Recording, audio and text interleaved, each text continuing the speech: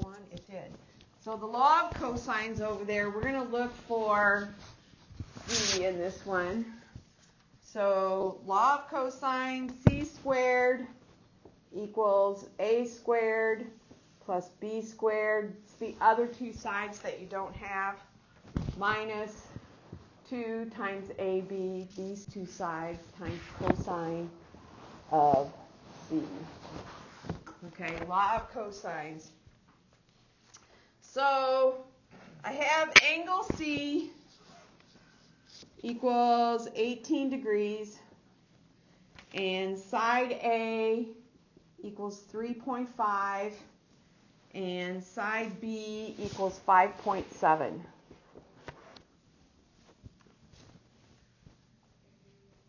So we're going to use our equation to find C. We're looking for C.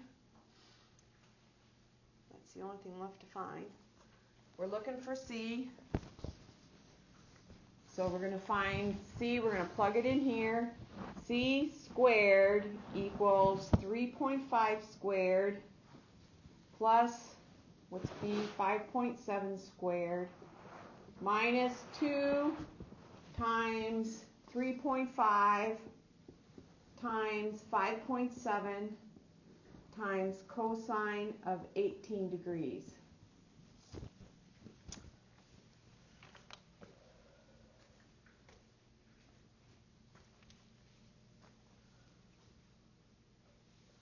And when I did this math, 3.5 squared plus 5.7 squared, I get 44.74.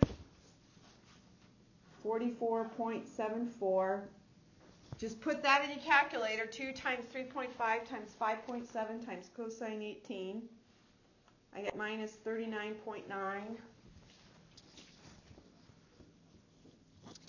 times cosine 18. I don't know why I didn't put that in there, but I didn't. Cosine 18 degrees.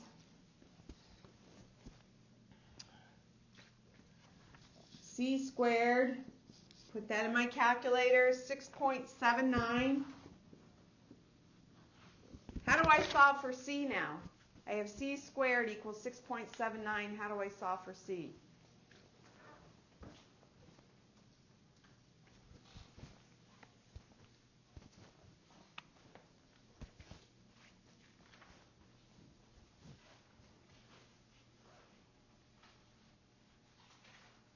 Anybody got an idea? Square root it. Anybody agree? Is that the inverse of square? Find the square root. Yeah. C equals the square root of 6.79. What's that equal? Say again? 2.61. Now, would minus 2.61 squared also equal 6.71?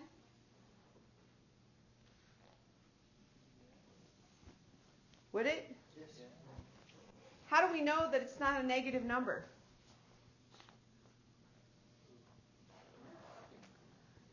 Think about it. Are we looking at something that could be negative? We have a triangle. Are any of those sides going to be a negative number? Could they? They could. How could they be? Well, no. They're a distance. They're a magnitude. No, I was thinking about that, right? Yeah. This is always going to be greater than 1, greater than 0. This is greater than 0. We're just talking a distance, right? No direction. It's just a distance. Has to be just the positive one. So we end up with C. See, that's what I got too. 2.61. Yay.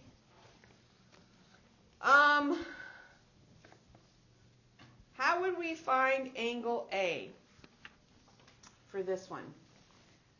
Now we know C equals 2.61. If we don't have to now use this. We could go use law of sines, right? I'm going to show you how to solve it using the law of cosines here.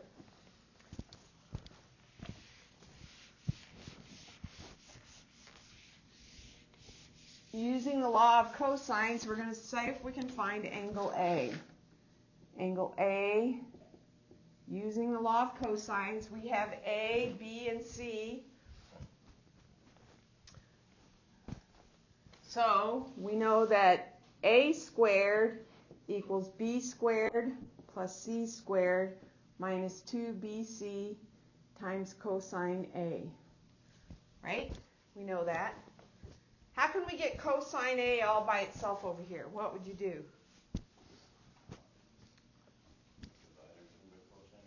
We could divide everything by cosine A. We don't want it in the denominator though. We just want it by itself.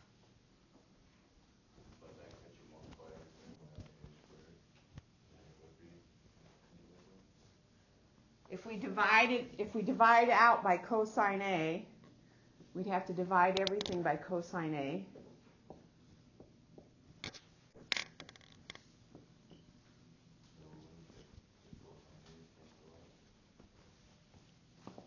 But we still have it over here. A squared divided by cosine A. If we multiply it by A squared times A squared times A squared divided by cosine A squared times B squared plus C squared minus 2BC. And then we end up with A to the fourth divided by cosine A equals all that. Is that where we want to go? What would anybody else do? If we want to isolate this over here by itself. What method? We're adding this, and subtracting all of this. If you're adding to one side and you don't want it there, what do you do to get rid of it? Subtract it. Want to do that? Let's try that. A squared minus B squared minus C squared equals negative 2BC times cosine A. Is that right? I subtracted B squared and subtracted C squared from both sides.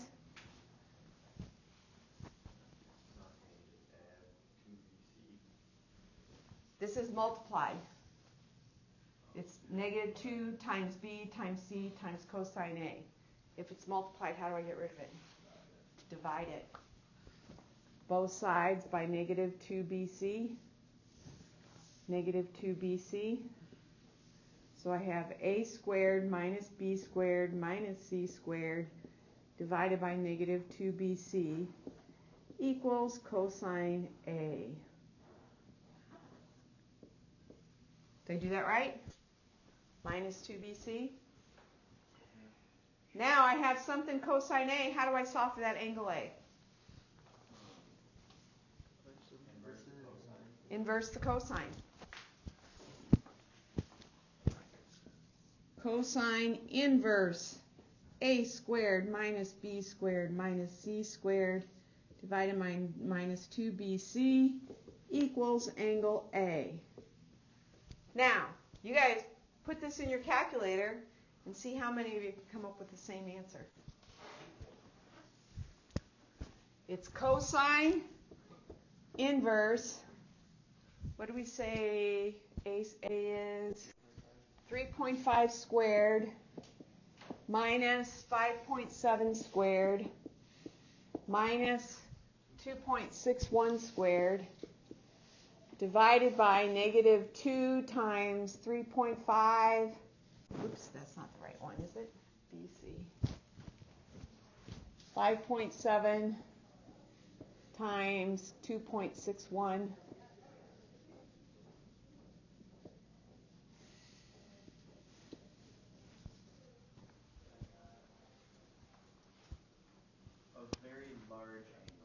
What is that? I got 201.0.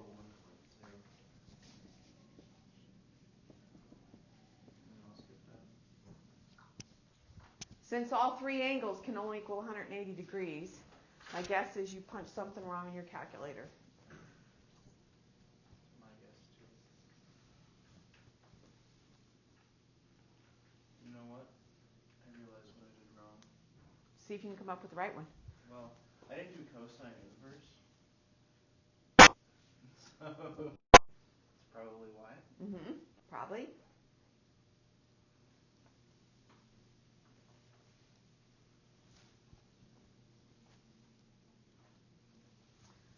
We got 84.78.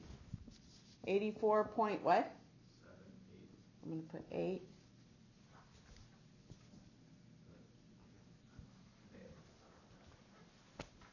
Put it back in our formula to begin with.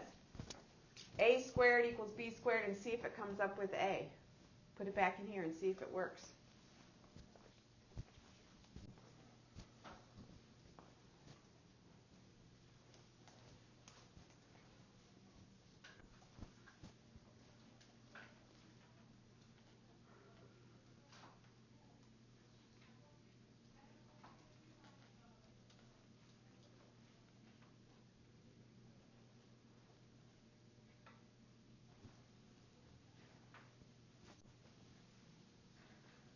Did you get an answer? No? Plug it in, see what you get.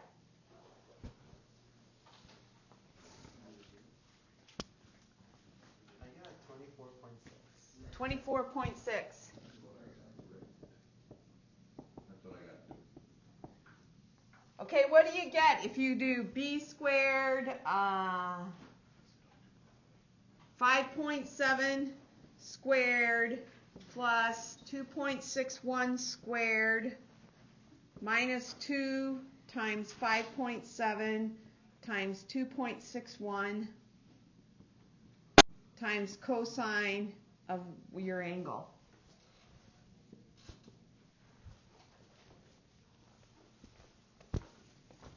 What is A squared? A squared is, should come up with 12.25. Which angle is right? 24.1.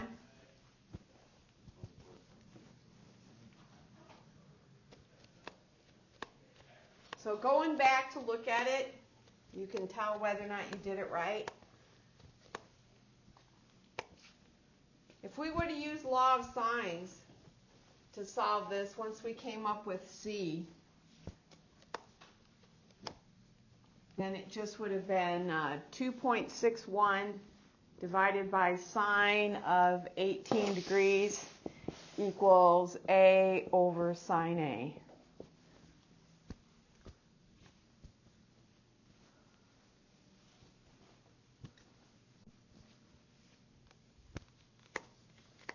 So does this make sense too if we did that? 2.61 divided by sine 18, that's 8.44.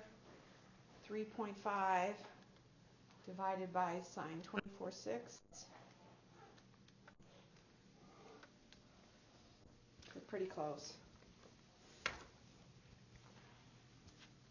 I gave you guys a couple problems here to work on for law of cosines.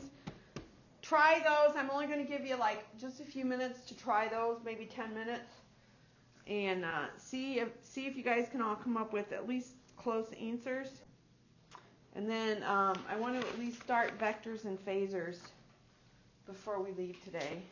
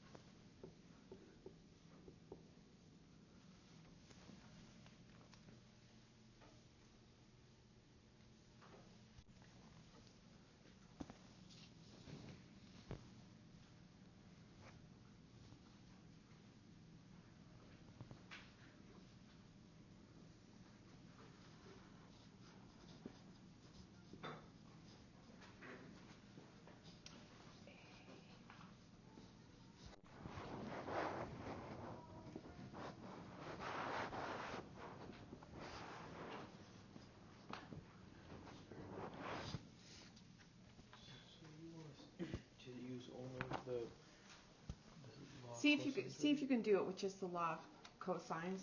At least the first part of it. I'm going to solve it up here using the law of cosines. If you can do it another way, do it another way. Okay, because Just- my teacher always said, use it just to find all the sides and then use Yes. all sides. Yes, I would recommend the same thing. Because he said it's not worth all that hassle. It is not. We just went through it and we had at least two different answers coming up. That law of sines or one of the other ones. That's exactly what I would do too. It's like using common sense, huh?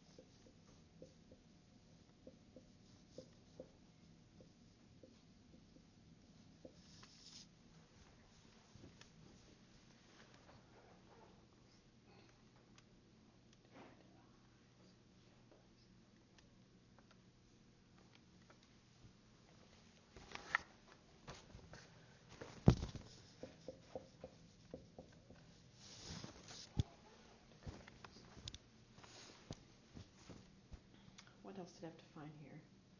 Angle A and side B.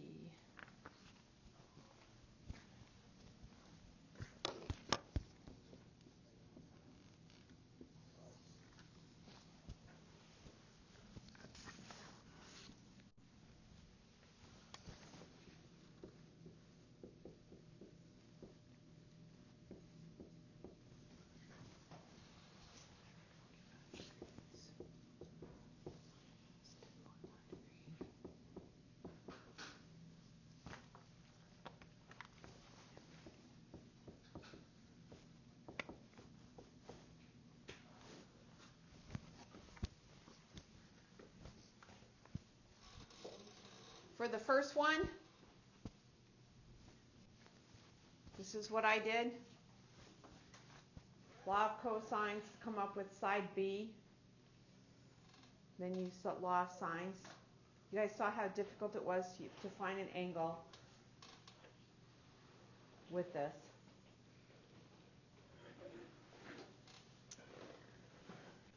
The second one, don't have any angles. So you have to use it, right, to find it. So B,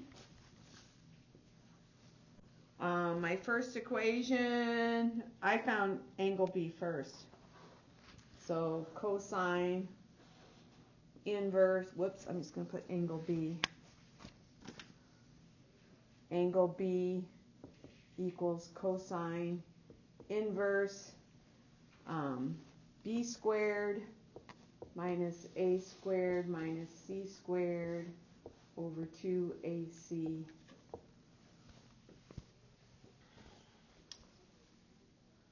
And then law of sines. I got 80.2 degrees.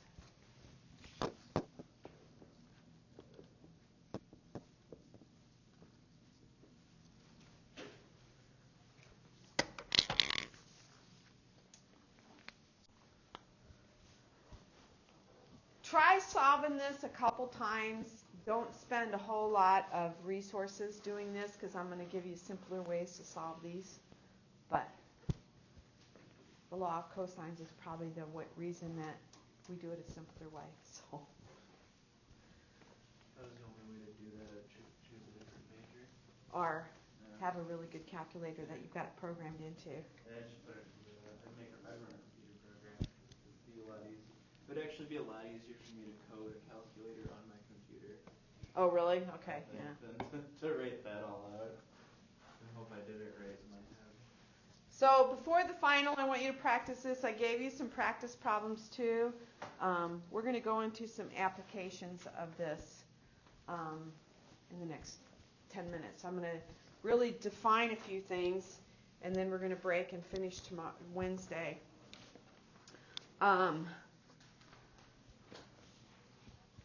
So first I want to talk about vectors, and I know we talked about this in Math 1 a little bit. A vector can represent a lot of different things in nature. In the natural world, there's a ton of vectors. A vector gives you magnitude and direction. A vector gives you magnitude, and direction. It's an arrow, basically, pointing a direction. Wind speeds are given to us in a magnitude and direction. If you look at the wind map, if you see something like this, you know the wind is coming from the southwest, and you know if it's not a long arrow, it's not that bad. It's heading up to the northeast. If you get a really long one, you know you need to go down and tie down the umbrella on your picnic table, because this is significantly more wind itself. So if this one is 3 miles per hour, this one's going to be, I don't know, what does it look like? 40 miles per hour. Both of them are going the same direction though, right? So everybody kind of understands what those mean. It shows a magnitude is how long it is, and a direction, which direction it's heading on a map. Typically these are in a map somewhere. Ah, dang it. Oh, it is recording. Oh, good. So we have magnitude and direction, and that's a vector. Okay? If we have a wind speed that's going, we'll keep that direction. We're going to say it's going 10 miles per hour it's heading the northeast direction. However far, we're not going to go into it. And you've got another weather system coming in, and it's blowing due east at 3 miles per hour. And when those come together, what's going to happen? They're going to kind of mingle together, right? We have this going, what did I say, 3 miles per hour and due east. Okay, it's going to change the direction of the wind. It's going to combine together, right? And the way we combine these together, no matter what direction they're going, is we're going to move this as it is and put it in the same direction. It's called, this is the head, connect the head to the tail, and the resultant wind is going to be this wind right here. And we add those together. Okay, we can add them together wherever they're at, it doesn't matter. That's the graphical way to add these together, the vectors. And vectors can be anywhere in space. They're not really connected at one end. We in electronics deal with phasors. And the only difference between a phasor and a vector, a phasor is like a subcategory of a vector. And it also has magnitude and direction. Magnitude and direction. But a phasor, pretty much only used in electronics. think the phaser in Star Wars is P-H-A-S-E-R, right? I think it is. I can't remember. Huh? Is it O-R? I don't remember. I think it's ER. Is it? Yeah, I think so too. Still has magnitude and direction. The way in electronics though, we stay on the XY axis. This is called a Cartesian coordinate system. With our standard XY axis, it's called a Cartesian coordinate system. And this is the origin when x equals 0 and y equals 0. And a phasor always has the tail connected at 0. Always, no matter where it's going, it has the tail at 0. Okay, the tail is always at 0, and we always measure our angle, our direction, from the positive x-axis. So for these, origin is at 0. Where it starts, and the angle is measured from the positive x-axis. From positive x-axis. So we're not just hanging out there in space. We're always measuring from the positive x-axis, whether it's negative or positive. This would be considered a negative angle, the one in blue, because it's measured from the positive x-axis. You would be equally as correct if you measured this all the way around this way, wouldn't you? It would be the same angle. I mean, the same phasor in the same direction. But typically, instead of calling it a positive angle, we'll just call it a negative angle. And we know that our phasor is in quadrant 4. Okay? And as time progresses, this phasor in a circuit, when we represent it, this is like an instantaneous value. It's a picture in time. It's basically going to be spinning around here all the time. It just spins. It always holds its point there. And that's called a phasor. And we can add these phasors in what's called rectangular form on our Cartesian coordinate system algebraically. Okay, algebraically we can add them. I'm going to make our bigger one here. So we have our Cartesian coordinate system. X is the horizontal, Y is the vertical. And we can identify any phasor now just by identifying the end point, because we know it starts at 0. So I can identify a phasor that, say I have a phasor, I'm going to call it A with a little arrow over the top. That indicates that it's a phasor. It's a line. A equals 3 and negative 2. I know that phasor is going to go 1, 2, 3, 1, 2. It's going to be at x equals 3, y equals 2. And this is the phasor A. I can identify phasor B. I'm going to say it's going to be 4 and 3. So I got to go 4 on the x-axis. It's going to be about here. And this is phasor B. Okay, not much different than what we did before, only we're connecting it to the origin. So now we have a phasor, a magnitude. B has an angle and a magnitude, and A has a A does and B. Okay, this is our theta, our direction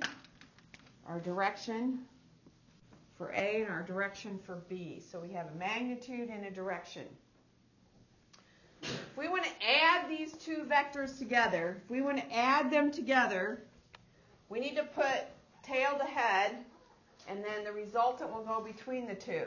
So if we just take this one at the same angle and move it up to here,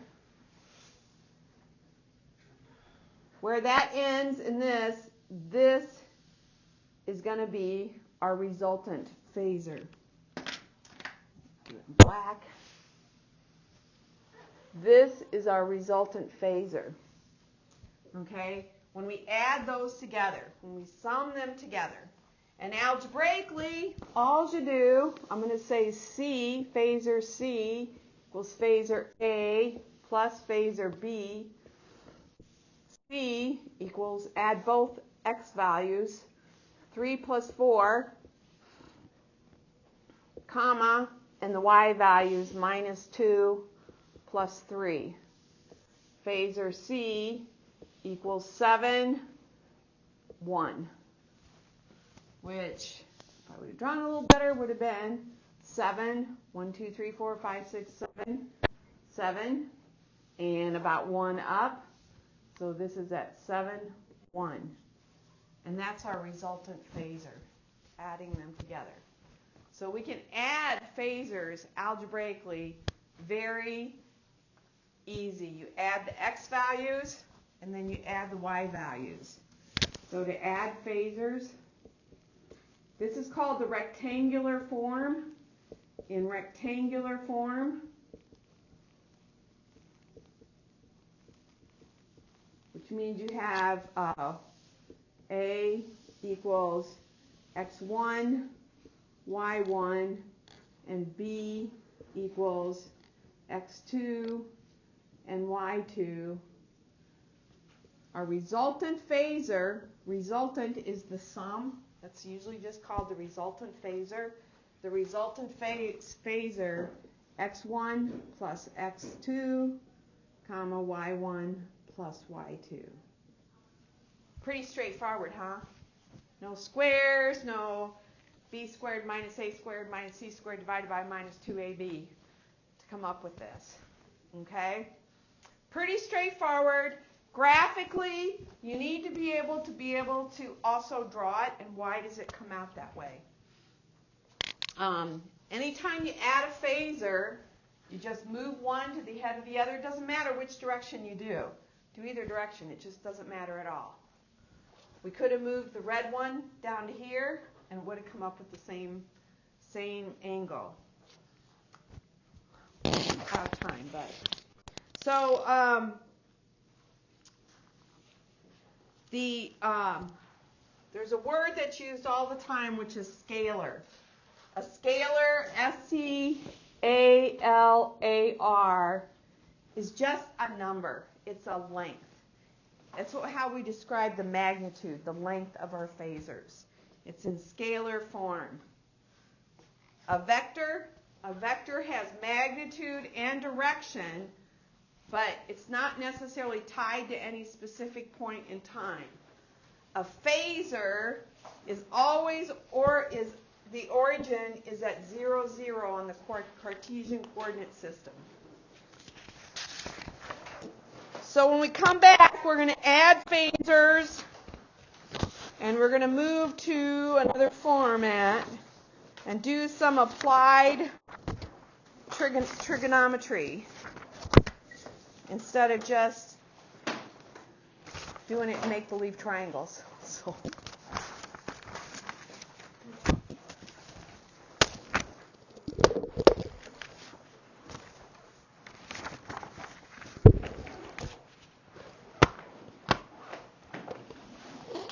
I will send out an announcement as soon as I find out when Nathaniel's going to be in here to work with you guys on the math. So, and I'll probably send out his email address. So if you guys want to work separately with him, he will be more than happy to meet with you guys and work on these. I really forgot to do the homework 7. Am I still able to go back to that or no? What's your final grade?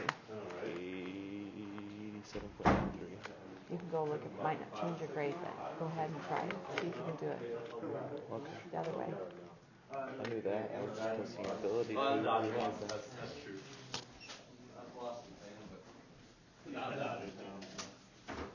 Kind of makes sense? A little bit?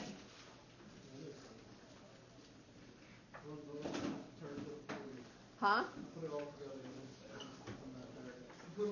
Oh yeah, guess I should